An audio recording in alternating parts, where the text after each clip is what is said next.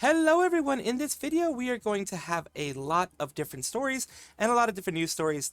Keep a critical mind as always. I will always try to put all the evidence and proof out there. If there isn't enough, then also you can search for yourself, but I will try to keep all those things out there for you guys.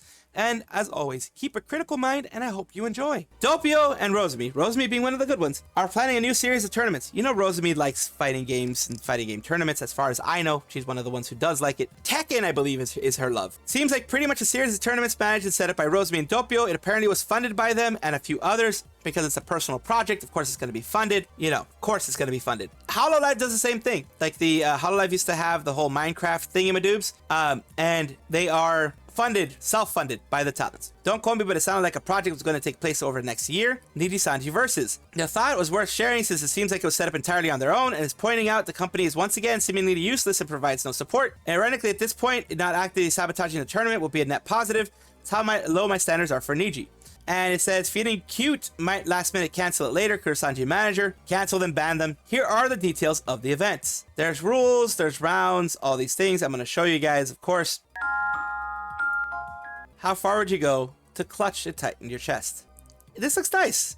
Now they're having a versus tournament. Oh, they're having, looks like cooking is one of the things? Or is it fighting? I thought it was fighting game, but I guess it's cooking. They all seem to be trying to cook something. Either that, or it's a metaphor for cooking something up. Like when it comes to, you know, some other stuff happening. It could very well be a cooking something up, like something's cooking, and Vivi's a part of it. And so is the Noth. So this is like, because this is a liver run thing, I think that's why they're doing it. Niji versus. That's interesting. Looks like it's going to be a bunch of stuff happening. They don't have the rules here or anything like that. Best part is that the other tournaments are already in the works, but you didn't hear that from me.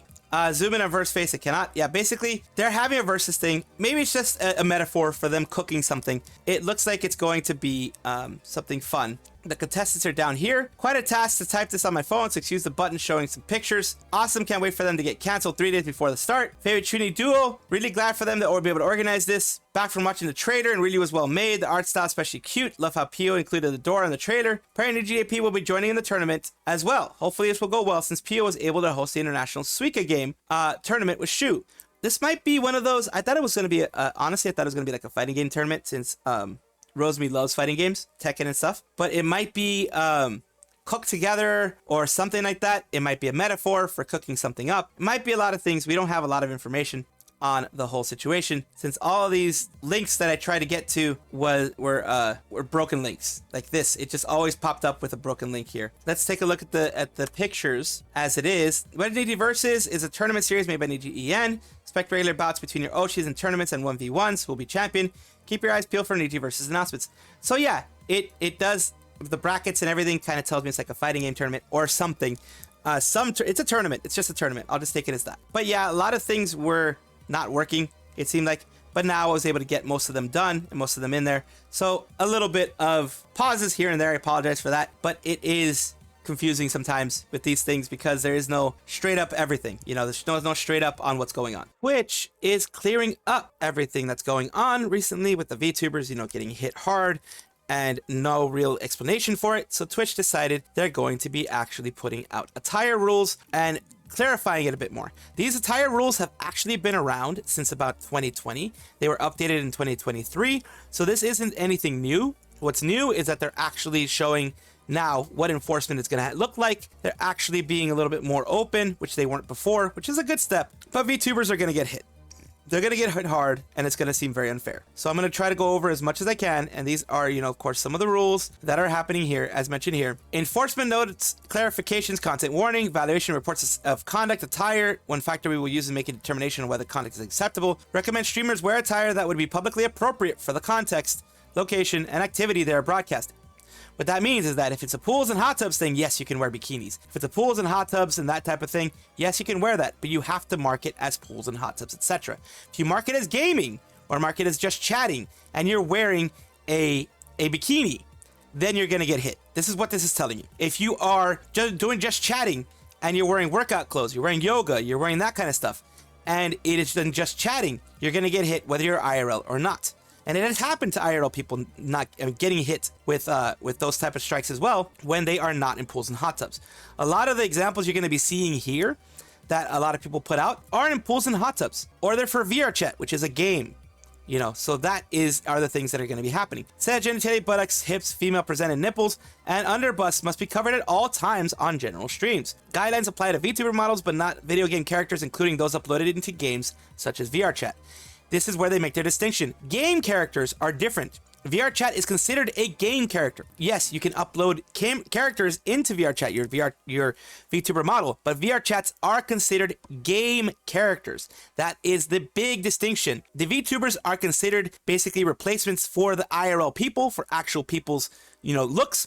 Their avatars replacing that, while the VR chat avatars are seen as game character avatars. So that is the big distinction that a lot of people, I think, aren't understanding. Here we go with Rima saying VTubers need to cover their hips and buttocks, not allowed to take shots for donos anymore, and must refrain from doing S jokes and S framing, as if they are the lolly show to, Shando, Chibi Doki, that type of thing. Meanwhile, on Twitch, sorry, but anime buttocks are always more gracious and dignified than the real ones. The one that they're showing here is Asian Bunny X or whatever. When they were showing this, they were marked as pools and hot tubs. So that is what is allowed in pools and hot tubs. If a VTuber like Centrea when she got hit, or other VTubers that have been getting hit, were in pools and hot tubs, that would have been different. Pools and hot tubs is a lot less lenient because you can wear bikinis there, but you have to be in that specific sphere. And I do believe actually she did get hit with something on this, because you kind of have to have a pool or a hot tub nearby. Even if it's a kiddie pool, you have to have that because you're in pools and hot tubs.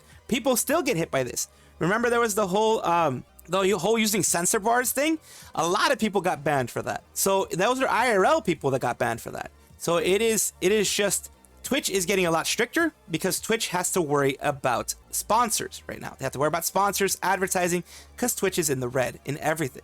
And the things that I read to you here are the ones that they're marking over here as well. VTuber Twitch bans are about to get so much worse. Yes. How are hips defined as non-human models? That is where they need to verify, a little bit more on what they mean by everything, because it applies to other streamers. When it's going to start getting enforced to non-VTubers, then certainly isn't getting enforced now. Double standards. Here's the issue as well that I think is happening. This is just my thoughts. Of course, this whole thing is going to be filled with opinions, as you already know. You've already gotten by now. A lot of the people who get hit the IRL side aren't complaining on Twitter, or if they are, it is not on the VTuber space. So a lot of us who are VTuber watchers, VTuber enjoyers, etc., won't be hearing about it. I know Amaranth has gotten hit hard by it sometimes too.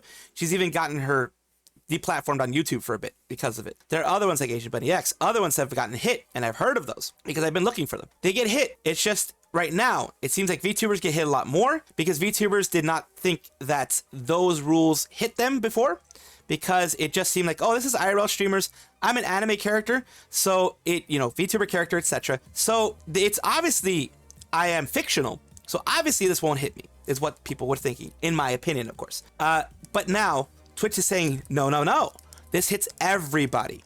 And of course, this will depend. The enforcement action, YouTube, Twitch, etc., almost always gets hit because of reports. VTubers, the normies don't like VTubers. A lot of the normies don't like VTubers, so they will report them more than their IRL counterparts. Heck, even some of the IRL simps will go and report the VTubers for doing that because they just don't like VTubers. So that's one of the things that you will get hit with as a VTuber. Continuing, you have the Achilles. Confirmed that VTuber hips must be covered. Can think of many VTubers who do not have theirs fully covered, me included. The issue is commissioning new outfits to meet ever-changing guidelines is expensive and time-consuming. I do understand that part. It is very expensive and time-consuming to do that. It can be hundreds, if not thousands of dollars to fully change your look to fit certain guidelines. When for a human being, all it takes is covering up. All it takes is $20 or whatever, or $30 or $100, whatever you want to do, depending on how much you want you pay for your outfit. It says, if any VTuber receives a suspension relating to attire in the next few weeks, this could be why. If you have your model's hip exposed, I would only show the top of your model out of caution. I appreciate detail. Also, if you show extreme amounts of cleavage, you're going to get hit as well. Remember that. Also, tan lines, I think. Tan lines are seen as alluding to nudity for whatever reason. So that is why people get hit with those. How it apply when VTubers have bikini outfits is something I'm sure of. If you are in pools and hot tubs, you will be fine. If you have a bikini and you mark yourselves as pools and hot tubs, you will be fine, from what I understand. It would technically break the rules. I personally don't have one, but please let me know of your thoughts. The Akitis, this one would not fit the guidelines. This one would break the guidelines. My hip is shown in this outfit, and it could potentially be banned, or depending on how lenient the mods are, because also you don't see the underwear there. So it can be seen as too alluding to nudity, which is one of the things that they have when it comes to hitting these things. So alluding to that type of stuff can be seen as breaking the rules, that type of stuff. So that can be an issue. And of course, the Akitis goes further into this. How a 3D VTuber can have their hips exposed and not banned, yet uploading the same VTuber to VR chat. It's because VR chat is a game. I'm going to repeat that.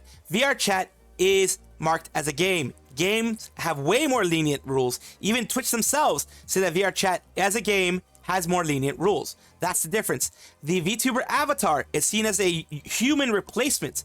The VR chat avatar is seen as a game character. Those are distinct differences. Games are not seen as strict on Twitch. You can play a game that has like DOA type of stuff, where you have more bikinis and things like that, and you will not be banned on Twitch. You do have to mark it as mature audiences, as I think a lot of VTubers don't understand and haven't understood. If you mark things as mature audiences, they will be a bit more lenient on you because of the fact it is for mature audiences. You gave a warning beforehand. You gave a classification warning.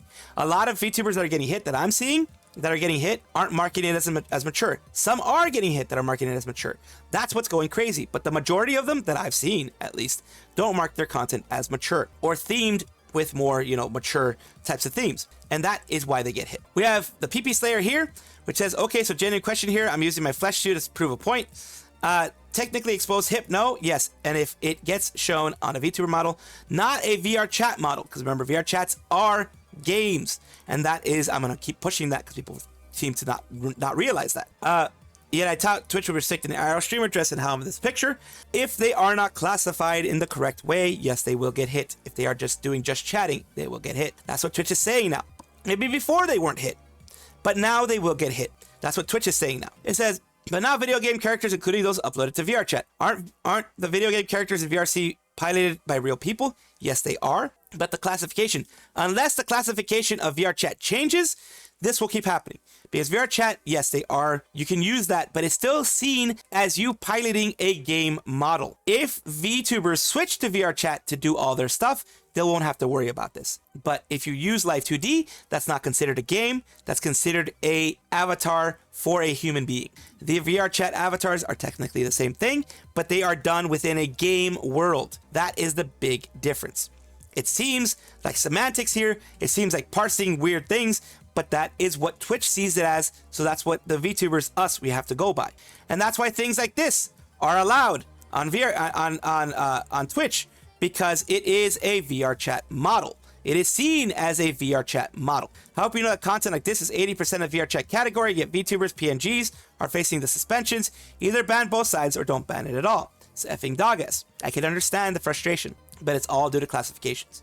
One unfortunate thing is if you go into, for example, VR chat and have your exact same model, you're not going to get banned because VR chat is seen as a game world. That's the big issue here.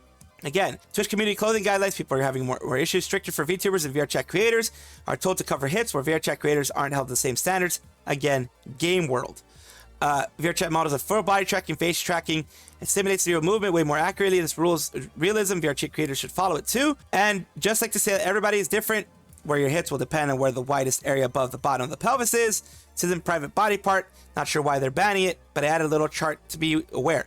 And it's not just going to be for VTubers though. What they're saying, and I hope they actually follow this, is that they're going to be doing it for IRL people as well. And here's the one that you can have there to show everything. Here's one where Ezidesu kind of gives a full explanation of everything after the fact, kind of letting people know what's going on. It says 1, these aren't new rules. They're clarifications, examples, and reminders of existing rules. 2, the hips and pelvis exposure hasn't been allowed since April 2020, predating most VTubers altogether.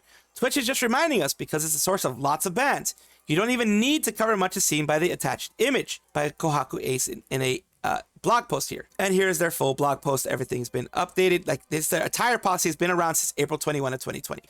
Face streamers are getting banned for attire too, and have been for years. Like I said, they've been banned for years. We don't know about it because we don't go in those circles. Most VTubers are not in those circles, so they don't know about it. Because, of course, a lot of VTubers have animosity towards them because they feel like they are getting more lenient rules. Commissioning new outfits for every rule is unsustainable. Lots of these rules predate most VTubers, and definitely almost everyone's latest outfits. I think the issue was that VTubers, we see ourselves as fictional characters, which we are. We're fictional avatars, and we thought since it's fictional, it's in fiction, you know, VR chat is fine. We thought it would be fine here, but it's not. We're as a avatar for a real human being. We are seen as replacements for real human beings and are treated as such. Lots of warnings people get are because they don't apply the sexual themes content label, which is the issue that I'm mentioning. You apply that content label, a lot of the IRL ones when they go for bikinis and such, they apply that content label. If you're in pools and hot tubs, that content label is automatically applied. These labels have been around since June 2023, so obviously Twitch is enforcing them more strictly now. Try using them, you should get a lot less warnings. VRChat models are technically game models, as VRChat is a game, and as partial NSFW being allowed in other games, as those have different rules for attire than people and models meant to represent you as a person. Warudo, etc. are software, not games. Therefore, models displayed that way follow the regular guidelines for VTubers and face streamers. You can still wear very revealing clothes in hot tubs, pools, beaches category, as long as you're in a virtual hot tub, pool, and beach. Those rules are still the same, so use those if you want to. These are the rules for pools, hot tubs, and beaches. You follow those rules, and you should be fine. That is the big issue that a lot of people are having. They're not understanding that, and that is being clarified now by Twitch, and that is why people are having a bit of a conniption fit.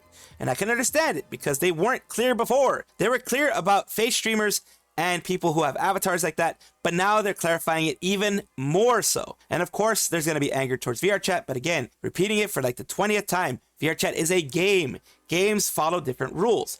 Warudo, Live 2D, VTube Studio, VC Face, all of those are software. You cannot show certain things in software, whether you're doing Blender or doing art. It follows the same rules as art, Blender, etc. You have to have certain things not shown. So I think that's why there's that much confusion. And it will continue to be that way. People will continue to complain, and that's fine.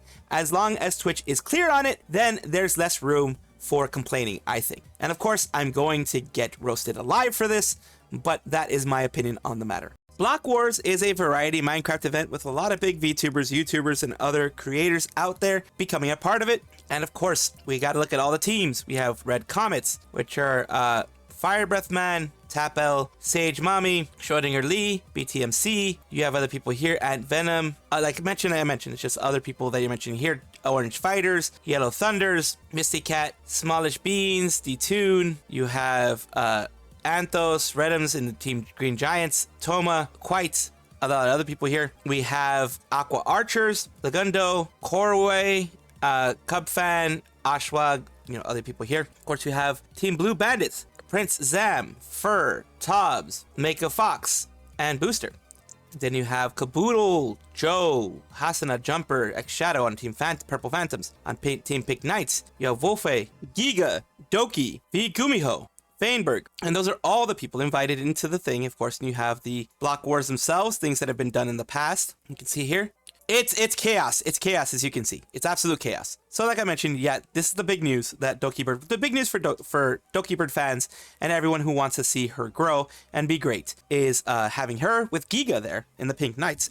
And Gumiho and Faneberry. This is actually a big one. Faneberg and everybody here, it's actually a pretty big team here. So it's gonna be fun. It's October 12th at 2 p.m. Eastern Standard Time. Kenji is dealing with some serious issues right now with Team YouTube, in the sense that, yes, there was a recent thing about spam and deceptive practices, etc. This is not one of them. This is not what he's doing, what's happening here. He seems to have been shadow banned, or at least released from the algorithm. The algorithm is not pushing his stuff to suggested. It's not pushing his stuff to browse history or anything like that. He's saying, at Team YouTube, check your DMs please, I need help with something urgent, would rather not put all the details on social media. I replied to your DM, let's continue the convo there, and his main thing was, can you explain why there was a 90.74% drop in traffic from suggested views overnight? And 400 plus vids on my channel got flatlined at the same exact time. Was my account flagged, reported, was there a violation? That's one of those things you have to worry about when it comes to this. You have to worry about, was there a violation? Was there something going on? Was there something weird happening in the background that he does not know about, that we do not know about, because here's what he's talking about. The green graph is a traffic source. These are all traffic sources. The green graph is the suggested. There's no reason why all of a sudden it goes on July 2024 from being suggested to nothing. That is weird. That only really happens like if you private your videos or something like that, that like you have everything privated or unlisted from then on, because unlisted does not put them through the algorithm. He has not put anything unlisted. He just thinks that he's shadow banned because, I mean, this is pretty good proof of suggested videos no longer working. And Team YouTube says discovery and performance of your content is based on multiple factors: what viewers watch, likes, dislikes, or satisfaction surveys. Learn more here, blah blah. That's the same thing I got when I was, you know, pushing that I'm shadow banned as well. 90% drop is not just, you know, people not looking at your stuff. It's 90% drop on suggested means that the algorithm is not pushing out your content to people. It can suggest it to a ton of people and then no one watches it, and then that makes sense. Yeah, but his other sources were showing that his stuff was watched. At least it seemed like his stuff was watched enough. The only way I could see that it wouldn't be a shadow ban is, let's say the last 10 videos got like 1% click-through rate period from the beginning and got like very, very, very little interactions from people. Then maybe the algorithm is like, oh yeah, people don't like him anymore, and then it doesn't push it out. Because the algorithm isn't just some magic thing. What it does is it tries to push content to people who will like the content. It's a viewing algorithm more than anything. It's a way to recommend views to somebody, recommend content to people who might want to view it in the future. And then it does a pretty good job at that. But this really, really, really makes it seem like it is a shadow ban. It makes no sense. All 400 plus videos lost traction at the exact same time, clearly being suppressed. YouTube's explanation is because I haven't posted my private unreleased videos. Here's their one. As for checking, you set the majority of videos to private, especially recent videos. Private YouTube videos will not be recommended to viewers. When you set a video private, it becomes visible only to you. They'll explicitly share a link with. I mentioned that, but he's talking about his public videos, because private videos, you of course expect it never to be sent to anybody. It's private. But your public videos to no longer be sent to anybody, that is indicative of a shadow ban, in my opinion. It may not be due to anything you've done. Like for me, I got shadow banned due to a false copyright strike, that because the person was trying to dox me, was actually trying to get my doxing information, get my full information, and then use it against me. I didn't fight it, not because I was going to lose, but because I don't want to share my personal information with somebody. So because of that, I am suppressed myself in the algorithm. I've seen it absolutely, where my impressions, which are what you see, which is what shows you what is being recommended to people, my impressions have dropped to like 10% of what they were before the copyright strike. And that is an issue, because it was on my news program, and I didn't actually get any copyright information. I just got like tweets and stuff like that. And I wasn't using it for bad stuff. I was using it transformatively in news. So yeah, that happens, and I'm on Kenji's side that this is just weird. Bao the Whale has done a lot of different songs, music, whatever you want to call it, in the past. And right now, she has done a cover of Queen. I am going to play it for you a little bit, just so you guys can hear a little bit of it. Of course, Queen is heavily copywritten, so if it gets muted, I apologize for that. I can't do anything about it, because it is of course, the actual copyright holders that have that choice.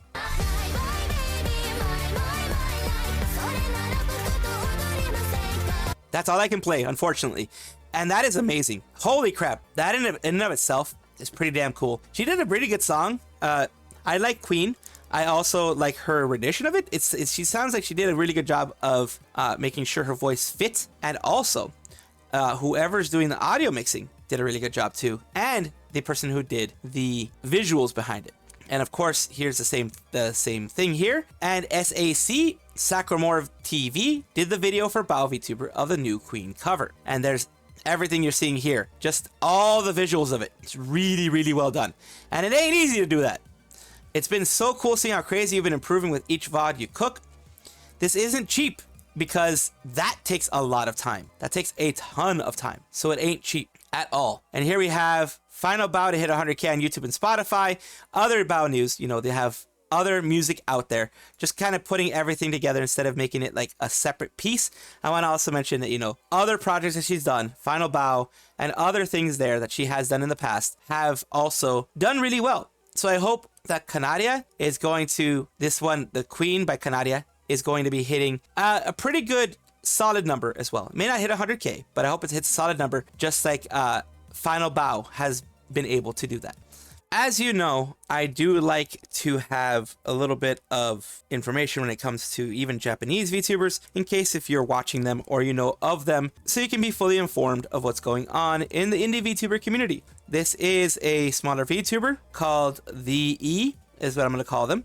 They have the 04253 at the end, probably because either it was taken before or something like that. Well, right now, the reason why they're coming out, and here's their YouTube channel with more stuff there, V-Singer and a VTuber overall, they have decided to suspend their activities for a bit. Dates for our hiatus have been confirmed, so I'd like to inform you of that. I apologize if it's difficult to read. Thank you very much for your support. Here we have what's going on. It says, thank you for your continued support of the E.